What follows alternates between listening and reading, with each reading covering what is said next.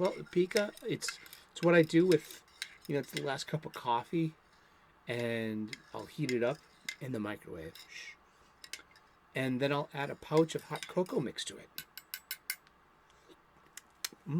Yum. Ghirardelli. Chocolate lovers. Something like that. It's amazing. A mocha.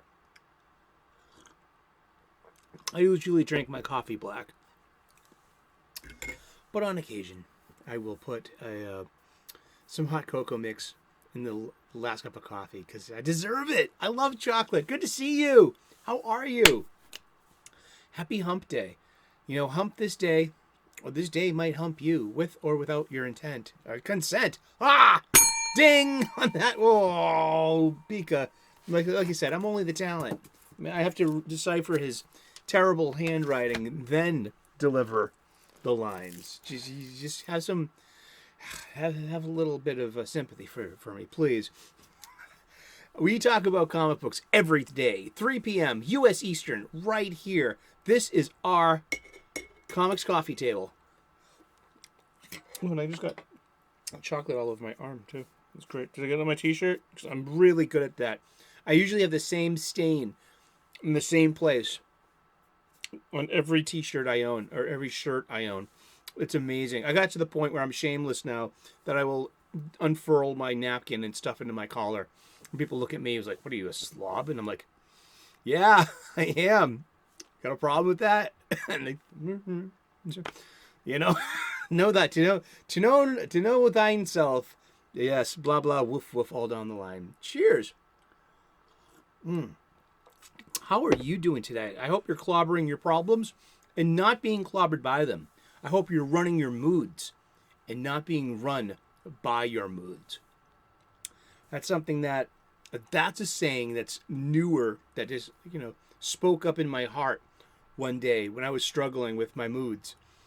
And because, he's like, hey, you're always saying this bullshit about, run the day and don't let the day run you, or clobber your problems and don't let your problems clobber you. But what about your mood? Why are you letting your moods run you? And I'm like, wisdom. The spiritual mind. It's waiting for you inside. Ask it. Ask and ye shall receive. Especially good comic books. They're in the past. They hopefully they're in the future. They're in the now at your local comic book shop. All you got to do is find them. Go to your local comic book shop. Find a new friend. And take a chance on an independent comic book. That's what they're there for. And buy your supplies at your local comic shop as well. I'm getting short boxes instead of long boxes. The older I get, the heavier they get. So this is, planning ahead in a way. I'm getting bags. I gotta get Mylar bags, but this will do. This is what they're selling, and acid-free boards. And I am rebagging, reboarding, and reboxing my entire comic book collection, or as I like to say, my funny book accumulation. Very few parts of my comic book collection are sheer collections. They're just like, oh boy, there's more. Hey, got any room for more in there? I don't know. It's gonna explode. Indeed. Talk about a long box. It's getting heavy. It's my Crisis long box. We are returning to us today. And, we're just going to go through. We're near the end of it. We covered Final Crisis. We didn't cover Crisis of Three Worlds enough for my taste here. So I guess I'm going to touch on Crisis of Three Worlds just for a little bit. But just to let you know that these two books, while we're reboxing, reboarding, and rebagging my entire collection, I highly advise everyone to stop, drop, and giggle and pick up copies of these. There are links in the description to the Amazon page where you can get your own and play along at home. And How to Grade Comics and the Overstreet Comic Book Price Guide, the most current edition. This is the second year in a row I've bought this, and I'm going to buy one every year going forward. This is just, I'm learning so much about our hobby. And this has been a lifelong love anyway, and now there's a whole new spin on things. I'm really appreciative of this, especially the grading part. I'm really behind this. So going through my comics, I'm looking for the things that ding. I'm looking for like what qualifies as a ding. Like what's it? Look at that. These are the criteria of your dings. Like spine roll. That's what most of mine suffer from. Like some kind of minute to moderate spine roll. But the corners are pretty much intact. There are no tears. The pages are really crisp, and they're well read, but they're been taken care of, enough. They should have gotten boards the entire time, and that would have saved all the spine roll and would have elevated that. So that's, hey, my mom would say to me all the time growing up, live and learn, kid, live and learn. I'm telling you, like boards, all the way. But yeah, I mean, this. I'm so psyched to have this book, and let's just go through some more of these the criteria of things to keep an eye out on, and you just keep track of how many in one comic.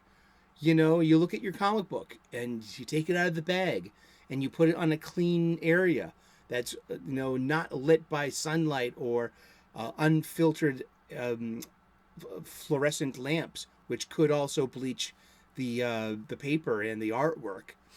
And there's a whole thing to it. And you look for soiling and staining, cover wear, cover creases, dates and stamps. Like I've noticed a couple of these books I bought, they got writing on. There's someone wrote on this. Just you can barely tell. But I'm like, hey, look at that. Spine split, spine roll, staple tears, staple, rust migration, stress lines, corners, centerfold, interior tears, paper quality color, acid odor, missing pieces, amateur repairs, coupon cut, and readability, bindery printing, cover wear, and cover inks and gloss. So there are so many little things that just take away points from that vaulted 10.0 or that 9.8 or that 9.2, which is like that the high price standard in the Overstreet comic book price guide. So you'll find like the highest, the best price for your comic book if it's like you got a first appearance of, say, like Atrocitus. You look it up. That's Green Lantern 25. So at a 9.2 at a near mint, it's going to be at its peak worth. But if it's at a 4.0, it's going to be worth less. Because of what? All the dings! That's right. Every ding wrong with your comic book. Oh, you and your puns, Sully. What, Pika? I mean, you write them. I just read them. Yeah, let's look at some George Perez art real quick. Now, as I was saying a couple of episodes ago, we were kind of finishing it up, but I mean, I didn't open these up. I didn't show you any of this art. We didn't see the triumphant return of Superboy, Connor Kent, Con-El, or of Bart Allen, returning not even as Kid Flash, but as Impulse. Is it Impulse that he comes back? No, he comes back as Kid Flash, doesn't he? We'll find out in a moment. But, like Final Crisis. So this is 1 of 5. And so you can see all those flecks there are part of the design and how it's disintegrating over time and being corrupted. You know what I mean? And that was done on purpose. That was the legitimate artist's choice. I don't know if anyone really noticed too much, but I did. But these are great comic books. They're only worth their cover price. From October of 2008 to September of 2009. Wow, I forgot this thing took a while. We were waiting. We were waiting. There's a little bit of bend on this one. So let's look at part 1. Let's go hunting for dings. Oh, we can see the spine roll from here. We're cracking up. We got ding. You and your ding. You and your bell. I hope you enjoy that. Let's look at it. It's cute. It's match Pikachu, in his smile. I got that for you, dear. I love you too, Pikachu. Don't worry. Ash and Pika their journey's over, but ours has just begun. You always have a place on my shoulder, buddy. And here we have, it starts off at the end of time. This beautiful George Perez artwork. Look at this. That is the Time Trapper. He is this classic Legion of Superhero big bad. And he's always had this changing origin story. So his origin in here, so Time Trapper is basically always messes up his own origin. So in this, we have a very clever reveal of the Time Trapper's identity. But then it cancels itself out. But Time Trapper remains as a constant threat to the Legion. Long live the Legion. I love Legion. I love the Bronze Age Legion of Superheroes. Let's put it that way. I mean, that has a very special place on mi corazón. I see. Tu entiéndeme. But I love, the cockroaches. I grew up in the projects. And we had water bugs. And they were gross. But they were just part and parcel of, living in public housing. You know what I mean? And just, they were pests. And you had to deal with it somehow. And so Time Trapper is noticing the boy, Superboy Prime, Clark Kent of Earth Prime, son of Jerry and Naomi Kent of an East Coast, coastal town. I keep forgetting that it's not Happy Harbor. That was the first headquarters of the Teen Titans, I believe. Might have, correct me if I'm wrong, Dwayne. If you're out there, you know your shit. Fucking anyone, if you know your shit, drop it in the chat. Let me know. Here we go. So if this was printed in 2008, that means the 30th century, the 31st century at this point is always always 1,000 years ahead of today's date. So the Legion of Superheroes will always be 1,000 years from today, and that's where the 3008 comes from. So we see here in the first page that Time Trapper notices this form floating in the void. I need to use this boy of broken dreams and blood and rage, lost in time but now found.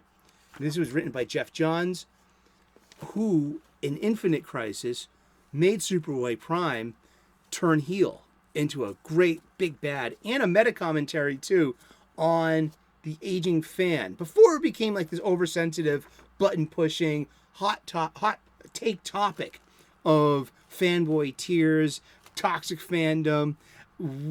20 years ago, it's almost been 20 years since Infinite Crisis. Seriously, that's coming up any day now. I mean, it's been about 18 years since Infinite Crisis.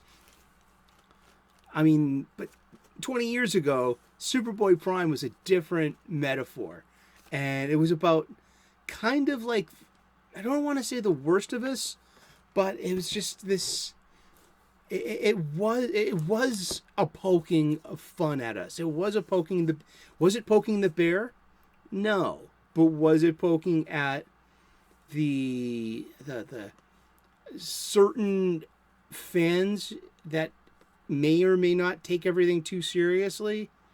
Maybe. Yeah, definitely. Yeah. I mean, it's I feel like I'm effing with my own kind by saying something like that, but I didn't take offense to Superboy Prime. I found him rather enjoyable. Because I do feel the way that Superboy Prime felt.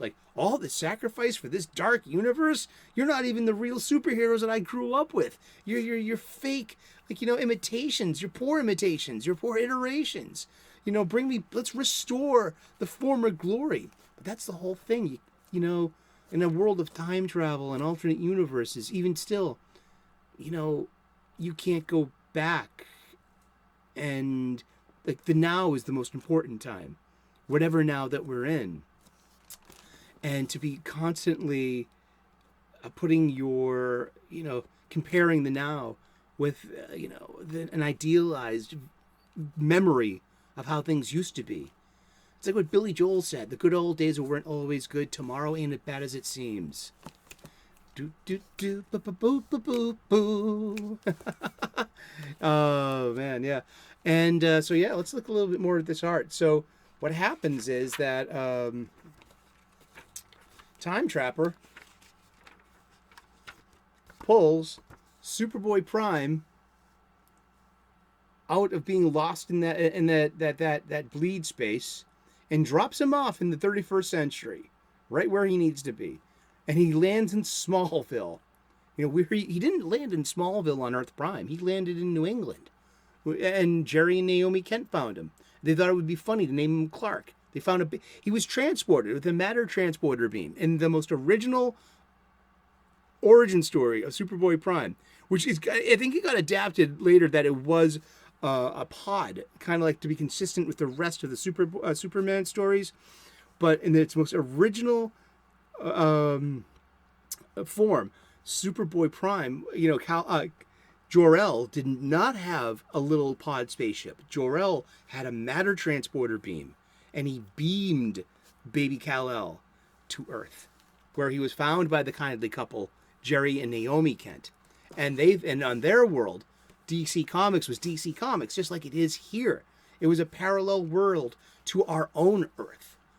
And that was the whole funny thing. They named him Clark. They found this baby in the, you know, and like, oh, let's name him Clark. It will be cute. So the poor kid had to deal with all these Superman puns growing up. But then in one night in 1986, when Halley's Comet was, this was true too. Halley's Comet was returning. It was a big deal. It was in the news. People like, it was just, it was a lot of girls are named Haley because of it. If you know, and his name was Halley. You know, it wasn't. Yeah, huh? And but with Halley's Comet overhead, it awakened his powers, and he became Superboy. And it was ironic because he was dressed as Superboy, and his girlfriend was dressed as Lori Lamaris, the mermaid, and then Superboy of Earth 1, our Superman, finds him, and the crisis is coming for all the planets. Earth Prime gets annihilated in the antimatter wave, and is not one of the 5 Earths that are melded into the DC Universe Earth of 1986 and 1987, going forward all the way to Infinite Crisis, when the local 52 multiverse is restored. Yeah, huh? The encyclopedic knowledge it takes to be a DC fan. This is the accumulation of backstory and lore. This is not gatekeeping. This is retaining, you know, and this is the love. These are the comic book shop style conversations that we have together. But yeah, I mean, Superboy Prime, you know, he scarred himself and gave himself the Superman X because, you know, it was torn from him, saying that you don't have the right to wear this. You know, you're not a Superman. You never will be. So here's Superboy Prime in the 31st century, and he meets up. Wow, so much good art in here. Superboy Prime will meet up with the Legion of Supervillains and release them all. Yeah, it's great. Just like, I love it. Like, where is Superboy Prime? Oh, that loser. You know. Oh, his suit's back here somewhere in storage. You know, that's great.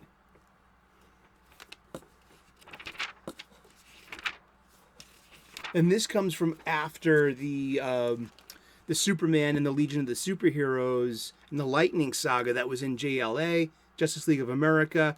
Then there was in Action Comics, Jeff Johns and Gary Franks, Superman and the Legion of the Superheroes. So we had a lot of things leading up to Final Crisis, Legion of Three Worlds. Now, Final Crisis plays into this very, very little and right at the end. And they like the They all know that you're the Messiah. You were prophesized, time trapper, setting things up in the past, leading up to having him be set up with the Legion of Supervillains. But here's present day, Earth. Superman's Legion ring has a ripcord, and in case of an emergency, Brainiac 5 trips it, and it pulls Clark to the 31st century, where he finds his original Legion of Superheroes that he hadn't really seen since the first crisis, which they refer to as the first crisis. And but these are the grown-up versions of the silver, bronze, and the Copper Age Legion of Superheroes. And then comes, and they remember there are legions on a multiverse, and we're going to need their help. We need to redeem Superboy Prime. Isn't that cool? Because that's Superman for you. He's like, I don't know if we can kill him, but you know what we can probably do? Maybe change his heart. Just bless his heart. Just bless your little heart there. Clark Kent, Earth Prime. And then begins...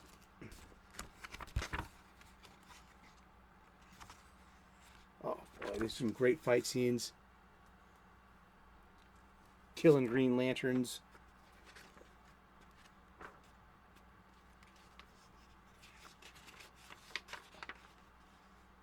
The prophesized last Green Lantern. This was just, like I said, great George Perez art. Trying to find, I just want to find that oh, look at that. See, like, this is George Perez for you. Look at those battle pages. You could smoke a spleef to this and just spend all day identifying all the villains and all the Legion. You know what I mean? Oh, and then the interlac in the background. Every one of those letters means something, and it corresponds to an English alphabet letter.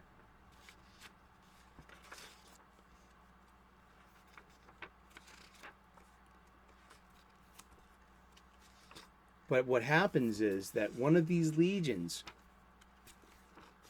are from the 31st century of the restored Earth Prime.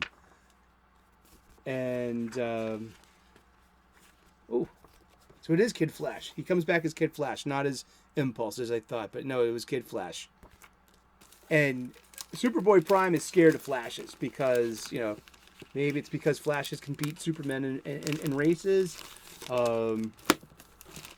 It's great because Superboy Prime starts getting like kind of scared when he sees Kid Flash, because he's like he starts to stutter and stuff. See, you got older in number. You were the Flash. The Rogues killed you. They tried, I guess. And that's his cousin, XS, of the second Legion of superheroes, and this is the future that Bart Allen comes from. Bart comes from that Legion because his cousin Jenny Ognot's there. That's the daughter of Dawn Allen, DAWN.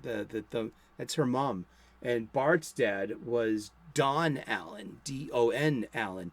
They were the Tornado Twins of the 31st century, the children of Barry Allen and Iris West Allen of the 31st century. You following me so far? But they sacrificed themselves to save the world, but they left behind their orphan children who both grew up to be heroes. Dawn Allen married Melanie Thawne. So Impulse, Bartholomew, Bart Allen, Impulse, Kid Flash, he's half Thawne, which is kind of weird too. If the whole big overstory of Flash is fascinating because the Thawne legacy started way back as Barry Allen had a twin brother that was at his birth that they kept secret from the parents because the midwife delivered a baby in the next room who was delivered stillborn. So what he did was he split the twins up and he gave the twin to the parents here, the Thawnes.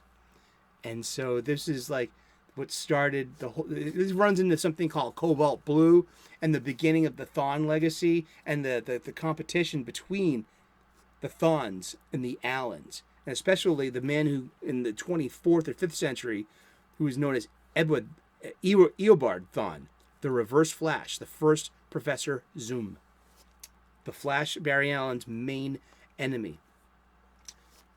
Yes, and so the story goes. So Bart Allen is basically the fusion of the two houses in a way, and the reconciliation of all that family anger. But look at that panel there. I love the speed lines. We got just they're like a new set of tornado twins, and they're charging up something, and the whole thing is to Connor Kent's been in a Kryptonian regeneration matrix for 1,000 years, and it's about to open, and here he comes back, and so here comes Time Trapper to mess with this is the 4th issue, so it's getting near the end, and this is how we find out that the 3-boot Legion, the most latest Legion, they're from the New 52's Earth Prime. Therefore, was it Chemical Lad? He turned something into kryptonite, and they were like, "What? You heard him with kryptonite?" Superboy Prime can only be harmed with kryptonite from his own Earth, from his own universe, and magic doesn't really hurt him. I know, he's completely OP'd. But it's revealed that Time Trapper is Superboy Prime, trapped in the future. And it's great because it's like he argues with himself and it loses. And it goes completely bad for him. We're just going to crack open the last issue here. We're going to finish up our days with Final Crisis. Yeah, look at that. I just love this George Perez art. This is just great. Like, look at this. Like, who the heck are you? I'm you. Yeah, right. And it's great because this is a great setup to it because Brainiac's been fighting. You see the 3 Brainiacs 5 here? Well, they've been sniping at each other the entire time. And it's been fun. But when these two do it, it's cataclysmic because as soon as the younger Superboy Prime punches his older version, look at that. I love that ending to him. It's because it's like it addresses him being drawn. And this is the last we see of Superboy Prime until Blackest Night.